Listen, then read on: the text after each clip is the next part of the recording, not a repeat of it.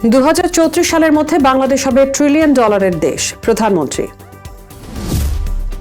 রাষ্ট্রপতি চাইলে পদত্যাগ করতে পারবেন, সংবিধানে সেই সুযোগ আছে, স্বরাষ্ট্রমন্ত্রী। ভারতে চলছে ছাত্র আন্দোলন, রাজনৈতিক চাপে মোদী সরকার। প্রিয় দর্শক, স্বাগত জানাচ্ছি আশা হোম কেয়ার প্রাইম নিউজ আয়োজনে। আপনাদের সঙ্গে নিউ ইয়র্ক স্টুডিও থেকে আছি আমি সাদিয়া খন্দকার। এতক্ষণ শিরোনাম দেখছিলেন, এবারে বিস্তারিত। ছোটবেলায় আমাকে রেখে মা যখন কাজে যেতেন তখন তার দুশ্চিন্তার শেষ ছিল না, আর এখন আমার সেই অবস্থা। চিন্তা নেই, আপনার পাশে আছে আশা লেক্সা। ভারতে মেডিকেল ভর্তি পরীক্ষায় প্রশ্নপত্র ফাঁস ও শিক্ষা ব্যবস্থার অনিয়মের বিরুদ্ধে গড়ে ওঠা ছাত্র আন্দোলন এখন আর দিল্লির যন্তর মন্তরে সীমাবদ্ধ নেই, ছড়িয়ে পড়েছে গোটা ভারতে। জাত, ধর্ম, ভাষা, অঞ্চলের সীমা ছাড়িয়ে এই আন্দোলন পরিণত হয়েছে মোদী সরকারের বিরুদ্ধে এক অভূতপূর্ব যুব বিদ্রোহে। বিস্তারিত আন্তর্জাতিক ডেস্কের রিপোর্টে। বুধবার নয়াদিল্লির পাশাপাশি মহারাষ্ট্রের মুম্বাই, কর্ণাটকের বেঙ্গালুরু, বিহারের পাটনা এবং মিরুজামেও বড় আকারের বিক্ষোভ হয়েছে। পাটনায় মিছিলে পুলিশ টিয়ার গ্যাস ও জলকামান ব্যবহার করেছে। আটক হওয়ার পরও শিক্ষার্থীরা ছাড়া পেয়েই ফিরে আসছেন আন্দোলনের ময়দানে। প্রধান বিরোধী দল কংগ্রেস শিক্ষার্থীদের পাশে দাঁড়িয়েছে। মঙ্গলবার রাতে আটক হওয়ার পর ছাড়া পেয়ে বুধবার কালো পোশাকে সংসদে আসেন লোকসভার বিরোধী দলীয় নেতা রাহুল গান্ধী। তিনি বলেন, গত এক দশকে 154টির প্রশ্নপত্র ফাঁসের ঘটনা ঘটেছে, অথচ একটিতেও শাস্তি হয়নি। প্রধানমন্ত্রী মোদীর উচিত শিক্ষার্থীদের কাছে ক্ষমা চাওয়া। পরিস্থিতি নিয়ন্ত্রণে কেন্দ্রীয় স্বরাষ্ট্রমন্ত্রী অমিত শাহ সিজেপি প্রতিনিধিদের সঙ্গে আলোচনার প্রস্তাব দিয়েছেন। তবে সংগঠনটি স্পষ্ট জানিয়ে দিয়েছে, কোনো মন্ত্রীর কার্যালয় বা বাসভবনে তারা যাবেন না। আলোচনা করতে হলে যন্তর মন্তরের মতো নিরপেক্ষ স্থানে আসতে হবে। আন্দোলনকারী অধিকার কর্মী সোনম ওয়াংচুক চিঠিতে শর্ত দিয়েছেন, শিক্ষার্থী পদত্যাগের বিষয়টি ইতিবাচক বিবেচনা করা এবং আন্দোলনকারীদের বিরুদ্ধে কোনো আইনি ব্যবস্থা না নেওয়ার উপর লিখিত প্রতিশ্রুতি পেলেই কেবল অনশন ভাঙবেন তিনি। পুলিশের মারধরের বিরুদ্ধে দিল্লি হাইকোর্টে পৃথক দুটি রিট আবেদনও করা হয়েছে। শেষ পর্যন্ত বৃহস্পতিবার সকালে প্রধানমন্ত্রী নরেন্দ্র মোদী এক বিবৃতিতে জানান, প্রশ্ন ফাঁসের সাথে জড়িত প্রত্যেককে আইনের আওতায় আনা হবে। তবে প্রধানমন্ত্রীর এমন আশ্বাসের পরও আন্দোলনকারীরা ফিরে যেতে অসম্মতি জানিয়েছেন। ATV USA international desk. পারস্য উপসাগরীয় অঞ্চলে যুক্তরাষ্ট্রের গোয়েন্দা সংস্থা সিআইএর একাধিক গোপন স্থাপনায় ইরানের ড্রোন হামলার পেছনে রাশিয়ার সহায়তা ছিল কিনা তা খতিয়ে দেখছে মার্কিন গোয়েন্দারা। হামলার নিখুঁততা এবং ব্যবহৃত প্রযুক্তি দেখে সন্দেহের তীর ঘুরছে মস্কোর দিকে। বিস্তারিত আন্তর্জাতিক ডেস্কের রিপোর্টে। রয়টার্স মার্কিন গোয়েন্দা কার্যক্রম সম্পর্কে অবগত 4টি সূত্রের বরাত দিয়ে জানিয়েছে, গত মার্চে পারস্য উপসাগরীয় অঞ্চলে সিআইএর অন্তত 2টি স্থাপনায় হামলা চালানো হয়েছে। এর একটি ছিল সৌদি আরবের রাজধানী রিয়াদের মার্কিন দূতাবাসের ভেতরে থাকা সিআইএ স্টেশন, অন্যটি পূর্ব ইরাকে। এর বাইরেও আরও কিছু সিআইএ স্থাপনা হামলার শিকার হয়েছে, তবে নিরাপত্তার স্বার্থে সেগুলোর অবস্থান প্রকাশ করা হয়নি। হামলায় রাশিয়ার সহায়তায় উন্নত করা শাহেদ ড্রোন ব্যবহারের সন্দেহ করছেন বিশ্লেষকরা। রিয়াদের হামলার কৌশলটি ছিল বিশেষভাবে পরিশীলিত। প্রথম ড্রোনটি দূতাবাস ভবনে দুর্বল অংশে আঘাত করে ছিদ্র তৈরি করে। এরপর দ্বিতীয় ড্রোনটি সেই ছিদ্র দিয়ে ভেতরে ঢুকে বিস্ফোরিত হয়। তবে এই হামলায় কোনো হতাহতের ঘটনা ঘটেনি। গোয়েন্দা সূত্রগুলোর দাবি, রাশিয়া ইরানের শাহেদ 136 ড্রোনে কোমেটা এম নামে উন্নত স্যাটেলাইট নেভিগেশন ব্যবস্থা সংযুক্ত করে দিয়েছে, যা ইরানের নিজস্ব প্রযুক্তির চেয়ে অনেক বেশি নিখুঁত এবং ইলেকট্রনিক পাল্টা ব্যবস্থায় অকার্যকর করাও কঠিন। এই প্রযুক্তি সরবরাহের খবর গত মার্চে প্রথম প্রকাশ করে ওয়াল স্ট্রিট জার্নাল, যদিও ক্রেমলিন সেটিকে ভুয়া খবর বলে উড়িয়ে দিয়েছে। পশ্চিমা একটি গোয়েন্দা সংস্থার অভ্যন্তরীণ মূল্যায়নে ধারণা করা হয়েছে, সিআইএর স্থাপনাগুলো লক্ষ্যবস্তু নির্ধারণে রাশিয়া কোনো না কোনোভাবে সহায়তা করে থাকতে পারে। তবে তদন্তকারীরা এখনো চূড়ান্ত সিদ্ধান্তে পৌঁছাতে পারেননি। কিছু বিশ্লেষক মনে করছেন, ইরানের মূল লক্ষ্য পুরো মার্কিন দূতাবাস ছিল। সিআইএ স্টেশনটি হয়তো কাকতালীয়ভাবে হামলার শিকার হয়েছে। সিআইএর সাবেক স্টেশন প্রধান ড্যানিয়েল হফম্যান বলেছেন, মস্কো যদি সত্যি তেহরানকে সিআইএর স্থাপনা চিহ্নিত করতে সহায়তা করে থাকে, তাহলে তা মোটেও অবাক করার মতো নয়। মধ্যপ্রাচ্যে মার্কিন প্রভাব খর্ব করার বিষয়ে রাশিয়া ও ইরানের কৌশলগত স্বার্থ অনেক ক্ষেত্রেই এক। বিশেষজ্ঞরা বলছেন, বিদেশে সিআইএর গোপন স্থাপনা শনাক্ত করে সেগুলোকে নিখুঁতভাবে আঘাত করার সক্ষমতা বিশ্বের মাত্র হাতে গোনা কয়েকটি দেশের রয়েছে, আর রাশিয়া তাদের মধ্যে অন্যতম। এই ঘটনা মার্কিন রুশ সম্পর্ককে নতুন উত্তেজনায় ফেলে দিতে পারে বলে আশঙ্কা করছেন বিশ্লেষকরা। ATV USA international desk. প্রিয় দর্শক, একটা ছোট্ট বিরতি নিচ্ছি, ফিরে এসে থাকছে। মানবিক ও বিশ্বমানের স্বাস্থ্য ব্যবস্থা গড়ে তোলার আহ্বান ডক্টর জুবায়দা রহমানের। ব্যস্ততার কারণে বাবা মার সঠিক যত্ন নিতে পারছিলাম না, তারপর সন্ধান পেলাম আশা হোম কেয়ারে। আশা হোম কেয়ার, ভালোবাসার পরশে প্রবীণদের পাশে।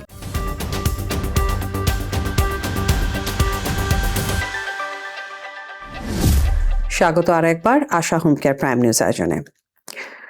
প্রধানমন্ত্রী তারেক রহমান বলেছেন, বিএনপি সরকার 2034 সালের মধ্যে দেশকে $1 ট্রিলিয়ন অর্থনীতিতে রূপান্তরের কাজ করছে। তিনি দেশীয় বিদেশি উদ্যোক্তা ও বিনিয়োগকারীদের বাংলাদেশের নতুন উদ্যোগ গ্রহণ ও ব্যবসা প্রসারের আহ্বান জানিয়েছেন। বলেন, বাজেটে বিশেষ অগ্রাধিকার প্রাপ্ত খাতগুলোর জন্য সুনির্দিষ্ট প্রণোদনা নিশ্চিত করা হয়েছে। বিস্তারিত ডেস্ক রিপোর্টে। বিদেশি বিনিয়োগকারীদের বাংলাদেশে বিনিয়োগ ও ব্যবসা সম্প্রসারণের আহ্বান জানিয়েছেন প্রধানমন্ত্রী তারেক রহমান। তিনি বলেছেন, দেশীয় উদ্যোক্তা হোক কিংবা বিদেশি বিনিয়োগকারী, বাংলাদেশে কেউ মূলধন বিনিয়োগ করলে সরকার সময়, প্রাতিষ্ঠানিক সহযোগিতা ও সময় উপযোগী নীতিমালার মাধ্যমে পাশে থাকবে। বৃহস্পতিবার রাজধানীর চীন মৈত্রী সম্মেলন কেন্দ্রে বাংলাদেশে কর্মসংস্থান ও সমৃদ্ধির লক্ষ্যে বৈদেশিক বিনিয়োগ ত্বরান্বিতকরণ শীর্ষক FICCI FDI সম্মেলন 2026-এ তিনি এসব কথা বলেন। প্রধানমন্ত্রী বলেন, আপনাদের এই উদ্যোগ নতুন নতুন কর্মসংস্থান সৃষ্টি করেছে, আধুনিক প্রযুক্তির প্রবর্তন ঘটিয়েছে। তারেক রহমান নিজের বাস্তব অভিজ্ঞতা থেকে জানান, যেকোনো ব্যবসা কেবল উদ্যোক্তার দক্ষতা বা রাজনৈতিক আশ্বাসের উপর ভিত্তি করে সফল হতে পারে না। ব্যবসার সাফল্যের একটি বড় অংশ নির্ভর করে সরকারের প্রবৃদ্ধি সহায়ক নীতিমালার উপর। প্রধানমন্ত্রী আরো বলেন, নতুন ও দূরদর্শী বিএনপি সরকার চায় আপনারা বাংলাদেশে আসুন, নতুন উদ্যোগ নিন এবং ব্যবসা প্রসারিত করুন। এটি কেবল একটি আশ্বাস নয়, ইনশাল্লাহ এটি সরকারের সুনির্দিষ্ট অঙ্গীকার বলেও জানান তিনি। প্রধানমন্ত্রী বলেন, বাংলাদেশের সামনে কিছু চ্যালেঞ্জ থাকলেও রয়েছে অফুরন্ত সম্ভাবনা ও সুদৃঢ় ভিত্তি। বাংলাদেশের রয়েছে একটি দ্রুত বিকাশমান বিশাল অভ্যন্তরীণ বাজার, একঝাঁক তরুণ ও পরিশ্রমী মানব সম্পদ, কৌশলগত ভৌগোলিক অবস্থান এবং নিরঙ্কুশ জনসমর্থন পুষ্ট একটি নির্বাচিত সরকার। এই শক্তিগুলো একত্রিত হয়ে বাংলাদেশকে এক টেকসই ও স্থায়ী সমৃদ্ধির দিকে এগিয়ে নিয়ে যাচ্ছে। প্রধানমন্ত্রী আরো বলেন, সরকারের মূল লক্ষ্য হলো একটি সুনির্দিষ্ট নিয়মভিত্তিক, বিশ্ব অর্থনীতির সাথে যুক্ত এবং বেসরকারি খাতের গতিশীলতায় পরিচালিত অর্থনীতি গড়ে তোলা। সরকার বিনিয়োগকারী, উদ্যোক্তা, ব্যবসায়িক চেম্বার, অর্থনীতিবিদ, উন্নয়ন সহযোগী এবং নীতি নির্ধারকদের কথা গুরুত্বের সাথে নিচ্ছে বলেও জানান তিনি। প্রধানমন্ত্রী তারেক রহমান বলেন, সরকার আইনি ও রেগুলেটরি কাঠামোর আধুনিকায়নের পাশাপাশি বিনিয়োগকারীদের সুরক্ষা ও দ্রুত বিরোধ নিষ্পত্তির ব্যবস্থা উন্নত করেছে। এছাড়া কর ও ভ্যাট প্রশাসনকে সহজ এবং মুনাফা অর্জনের পর তা নিজ দেশে ফেরত পাঠানোর প্রক্রিয়াকে ঝামেলামুক্ত করা হচ্ছে। ATV USA news desk. স্বরাষ্ট্রমন্ত্রী সালাউদ্দিন আহমেদ বলেছেন, রাষ্ট্রপতি চাইলে সাংবিধানিকভাবে পদত্যাগ করতে পারেন। বৃহস্পতিবার সচিবালয়ে সাংবাদিকদের প্রশ্নের জবাবে স্বরাষ্ট্রমন্ত্রী এসব কথা বলেন।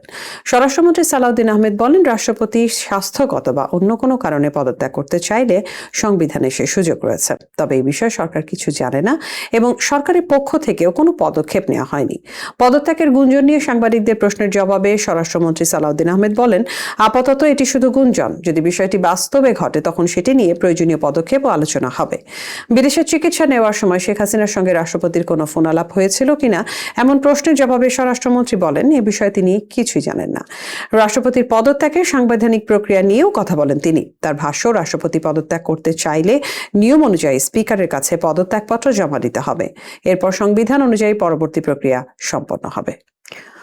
পেশাগত দক্ষতার পাশাপাশি মানবিক মূল্যবোধ ও দেশপ্রেম ধারণ করে মানুষের সেবায় আত্মনিয়োগ করার আহ্বান জানিয়েছেন প্রধানমন্ত্রীর সহধর্মিণী ও জিয়াউর রহমান ফাউন্ডেশনের vice president doctor Zubaida Rahman. রাজধানীর হলি ফ্যামিলি, রেড ক্রিসেন্ট হাসপাতাল ও কলেজ অডিটোরিয়ামে আয়োজিত বার্ষিক সাংস্কৃতিক অনুষ্ঠান ও শিক্ষা ক্ষেত্রে কৃতিত্বের জন্য সম্মাননা 2026 প্রদান অনুষ্ঠানে তিনি এসব কথা বলেন। বিশেষ করে গ্রামাঞ্চলের মানুষের চিকিৎসা সেবা নিশ্চিত করতে নতুন প্রজন্মের চিকিৎসকদের গুরুত্বপূর্ণ ভূমিকা রাখার আহ্বান জানান ডক্টর জুবায়দা রহমান। তিনি বলেন, চিকিৎসক হওয়ার অর্থ শুধু একটি পেশায় নিযুক্ত হওয়া নয়, বরং মানবতার সেবায় নিজেকে উৎসর্গ করা। ডক্টর জুবাইদুর রহমান শিক্ষাক্ষেত্রে কৃতিত্বের জন্য সম্মাননা পাওয়া শিক্ষার্থীদের অভিনন্দন জানান। সেই সাথে কঠোর শিক্ষা জীবনের মধ্যেও সাংস্কৃতিক চর্চা অব্যাহত রাখায় তাদের প্রশংসা করেন। এর আগে তিনি কৃতী শিক্ষার্থীদের হাতে সম্মাননা সনদ তুলে দেন। বিশ্বের শক্তিশালী পাসপোর্ট সূচকে গত বছরের চেয়ে 3 ধাপ এগিয়ে 97তম স্থানে উঠে এসেছে বাংলাদেশ। লন্ডন ভিত্তিক বৈশ্বিক পরামর্শক প্রতিষ্ঠান হেনলি অ্যান্ড প্যাটার্নস পাসপোর্টের এই আন্তর্জাতিক র্যাঙ্কিং প্রকাশ করেছে।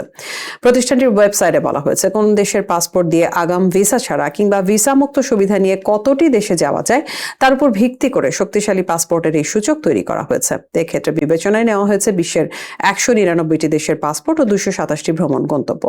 সূচকটি তৈরিতে ইন্টারন্যাশনাল এয়ার ট্রান্সপোর্ট অ্যাসোসিয়েশনের টিম্যাটিক ডেটাবেজের তথ্য ব্যবহার করা হয়েছে। নতুন র্যাঙ্কিং অনুযায়ী বাংলাদেশ ও উত্তর কোরিয়া পাসপোর্ট এখন একই অবস্থানে আছে। বাংলাদেশের নিচে আছে কেবল Nepal, Somalia, Yemen, Pakistan, Iraq, Syria ও আফগানিস্তান। তবে এবারের সূচকেও যথারীতি শীর্ষে আছে সিঙ্গাপুর। ঢাকার প্রাণ বুড়িগঙ্গা নদীকে দূষণমুক্ত করতে বিশেষ ব্যবস্থা নিয়েছে সরকার। তরল বর্জ্য নির্গমনকারী শিল্প কারখানায় ইটিপি ব্যবস্থা সার্বক্ষণিক সচল রাখতে নিয়মিত এনফোর্সমেন্ট কার্যক্রম পরিচালনার উদ্যোগ নেওয়া হয়েছে। পাশাপাশি এই ব্যবস্থা অনলাইন মনিটরিং এর আওতায় আনার কাজ চলছে। বিস্তারিত ডেস্ক রিপোর্টে। অপরিশোধিত শিল্প বর্জ্য, বিভিন্ন বাসাবাড়ির ময়লা সরাসরি নদীতে ফেলা এবং পলিথিনের কারণে বুড়িগঙ্গার পানি কালো ও দুর্গন্ধযুক্ত হয়েছে। নদীর তীরে ও এর আশেপাশের এলাকায় অসংখ্য ডাইং ও ওয়াশিং কারখানা, জাহাজ নির্মাণ ও মেরামত কারখানা গড়ে উঠেছে। তবে বর্তমান সরকারের আন্তরিক উদ্যোগে বুড়িগঙ্গায় পানি প্রবাহ বাড়ানোর মাধ্যমে নদীর স্বাভাবিক গতি ফিরিয়ে আনার চেষ্টা করা হচ্ছে। নদীর পানি দূষণমুক্ত রাখতে ইটিপি ব্যবস্থা অনলাইন মনিটরিং এর উদ্যোগ নেওয়া হয়েছে। পরিবেশ অধিদপ্তর থেকে বলা হয়েছে, দূষণপ্রবণ এলাকায় আইপি ক্যামেরা স্থাপন করা হবে। এছাড়া জাহাজ নির্মাণ ও মেরামত কারখানার ক্ষতিকর বর্জ্য নিয়ন্ত্রণে সেখানে সরাসরি কন্ট্রোল রুম স্থাপন করা হবে। ইটিপি হলো এমন একটি শোধন ব্যবস্থা যেখানে শিল্প কারখানা থেকে বের হওয়া দূষিত তরল বর্জ্য বিভিন্ন ধাপে পরিশোধন করে পরিবেশে নিঃসরণ করা হয়। অর্থাৎ নদী বা খালে বর্জ্য ফেলার আগে সেটিকে রাসায়নিক, জৈবিক ও যান্ত্রিক প্রক্রিয়ার মাধ্যমে নিরাপদ মাত্রায় নিয়ে আসাই ইটিপির মূল কাজ।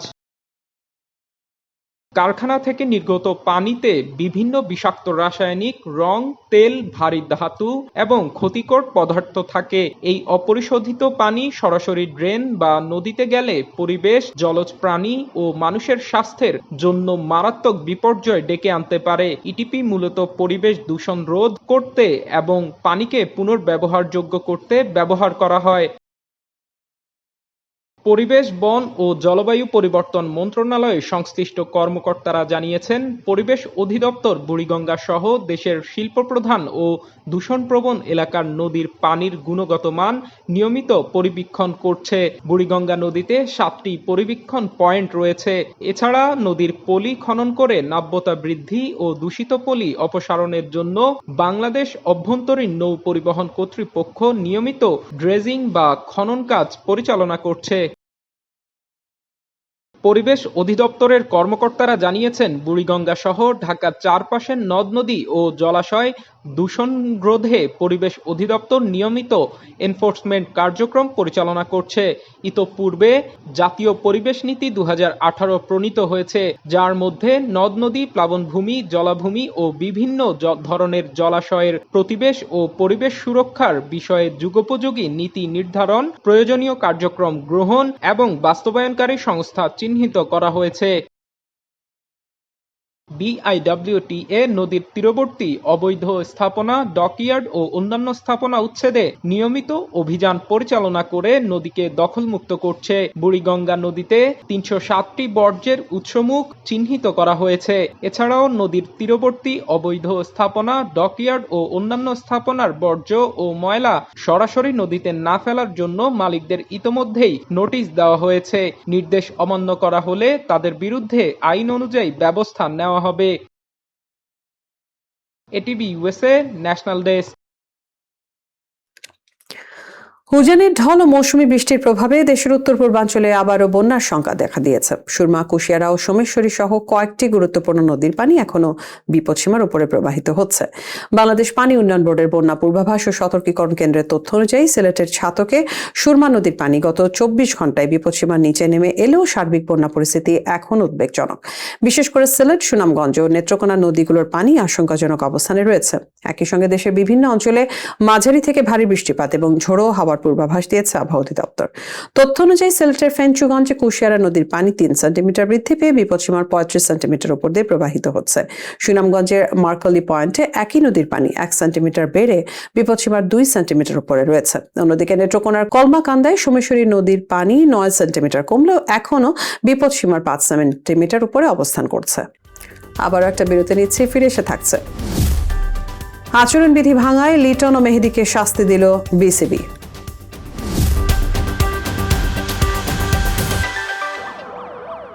আমি যদি মিথ্যে বলতাম তাহলে আমার ছেলেটা কি শিখত? বাবা, সব সময় সাদাকে সাদা এবং কালোকে কালো বলি। সাপ্তাহিক সাদা কালো, আমরা সাদাকে সাদা, কালোকে কালো বলি।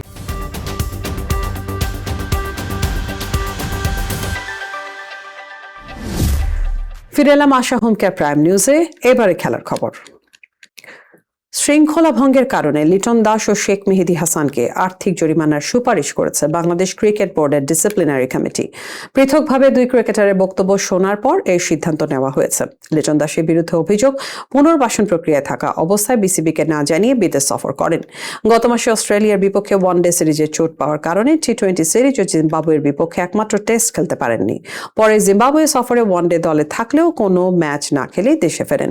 এরপর বোর্ডকে অবহিত না করেই বিদেশ যাওয়ায় তার বিরুদ্ধে আচরণবিধি ভঙ্গের অভিযোগ ওঠে। অন্যদিকে অস্ট্রেলিয়ার বিপক্ষে টি-20 সিরিজে একাদশে জায়গা না পাওয়া নিয়ে সংবাদ মাধ্যমে টিম ম্যানেজমেন্টের বিরুদ্ধে প্রকাশ্যে অসন্তোষ প্রকাশ করেন মেহেদী।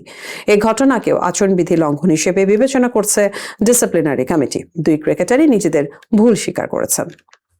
সংবাদ শেষ করার আগে থাকছে বিনোদনের খবর। ভারতে মেডিকেল ভর্তি পরীক্ষায় প্রশ্ন ফাঁসের বিরুদ্ধে শিক্ষার্থীদের আন্দোলন এখন আর শুধু রাস্তায় নেই, পৌঁছে গেছে বলিউড, টলিউড এবং কলিউডের তারকা মহলে। কেউ সামাজিক মাধ্যমে সোচ্চার, কেউ সরাসরি মাঠে নেমেছেন। কেউ এই তারকাদের সমর্থন মোদী সরকারের ওপর রাজনৈতিক চাপ আরও বাড়িয়ে দিয়েছে। বিস্তারিত আন্তর্জাতিক ডেস্কের রিপোর্টে। বুধবার রাতে বলিউড অভিনেত্রী হুমা কুরেশি ও তার ভাই অভিনেতা প্রযোজক সাকিব সালিম সরাসরি দিল্লির যন্তর মন্তরে আন্দোলনকারী শিক্ষার্থীদের সঙ্গে দেখা করেন। ভাইরাল ভিডিওতে দেখা যায় কালো টি-শার্ট পরা হুমা শিক্ষার্থীদের সঙ্গে কথা বলছেন। একই দিন মুম্বাইয়ে বৃষ্টির মধ্যে শত শত শিক্ষার্থীর মিছিলে হেঁটে যান বলিউড অভিনেতা ইমরান খান। সালমান খান ইনস্টাগ্রামে শিক্ষার্থীদের সমর্থনে পোস্ট দিয়ে প্রশ্নপত্র ফাঁসকে অত্যন্ত গুরুতর সমস্যা বলে উল্লেখ করেছেন। তিনি শান্তিপূর্ণ আন্দোলনরত শিক্ষার্থীদের প্রশংসা করে বলেন, এই আন্দোলনকে রাজনৈতিক রূপ দেওয়া উচিত নয়। পাঞ্জাবি গায়ক অভিনেতা দিলজিৎ দোসাঞ্জ ইনস্টাগ্রামে পুলিশ হামলার সমালোচনা করে বলেন, শিক্ষার্থীদের ক্ষোভ শোনা উচিত। তামিল সুপারস্টার ও রাজনীতিবিদ বিজয় থালাপতি এক্সে লিখেছেন, মেডিকেল ভর্তি পরীক্ষা সম্পূর্ণ বাতিল করাই তার দলের অনমনীয় অবস্থান। তিনি বলেন, এই পরীক্ষা শুধু শিক্ষার্থীদের নয়, তাদের পরিবারকেও ব্যাপক কষ্টে ফেলেছে। সমাধান হিসেবে শিক্ষাকে রাজ্যের অধীনে ফিরিয়ে দেওয়ার দাবি জানিয়েছেন তিনি। বর্ষিয়ান অভিনেতা শাবানা আজমি ও প্রকাশ রাজ সরাসরি যন্তর মন্তরে গিয়ে আন্দোলনকারীদের সঙ্গে একাত্মতা প্রকাশ করেছেন। বলিউড দম্পতি রিতেশ দেশমুখ ও জেনেলিয়া ডিসুজা এক্সে লিখেছেন, তরুণরাই গণতন্ত্রের হৃৎস্পন্দন। মালায়ালাম অভিনেতা দুলকার সালমান লিখেছেন, শিক্ষা মানে শুধু পরীক্ষা নয়, এটি আশা, সুযোগ এবং সুন্দর ভবিষ্যতের প্রতিশ্রুতি। অভিনেত্রী অদিতি রাও হায়দারি বলেছেন, কষ্টে থাকা মানুষের পাশে দাঁড়ানো কোনো রাজনৈতিক এজেন্ডা নয়, এটি মানবিক দায়িত্ব। নির্মাতা পূজা ভাট প্রশ্ন তুলেছেন, শিক্ষার্থীদের দাবির জবাব বল প্রয়োগে নয়, সংলাপে দেওয়া উচিত। নির্মাতা ইমতিয়াজ আলী, নন্দিতা দাস, সোনাক্ষী সিনহা, নিমরত কৌর, জিনাত আমান, অনুরাগ কৈশব, রত্না পাঠক শাহ, অভয় দেওয়াল ও উমি বৈদ্যও সমর্থন জানিয়েছেন। ATV USA entertainment desk. Asha home care prime news শেষ করার আগে শিরোনামগুলো জানিয়ে দিচ্ছে আরেকবার। 2034 সালের মধ্যে বাংলাদেশ হবে $1 ট্রিলিয়ন দেশ, প্রধানমন্ত্রী। রাষ্ট্রপতি চাইলে পদত্যাগ করতে পারবেন, সংবিধানে সেই সুযোগ আছে, স্বরাষ্ট্রমন্ত্রী। ভারতে চলছে ছাত্র আন্দোলন, রাজনৈতিক চাপে মোদী সরকার। প্রিয় দর্শক, এতক্ষণ আশা হোম কেয়ার প্রাইম নিউজ আয়োজনে আমাদের সঙ্গে থাকার জন্য ধন্যবাদ। এটিভি ইউএসএ দেখতে ডাউনলোড করুন অ্যাপ, চোখ রাখুন এটিভি ইউএসএর ফেসবুক পেজ ও ইউটিউব চ্যানেলে। থাকুন এটিভি ইউএসএর সাথে, থাকুন সংবাদে, সংস্কৃতিতে, বিশ্বজুড়ে বাঙালিয়ানায়।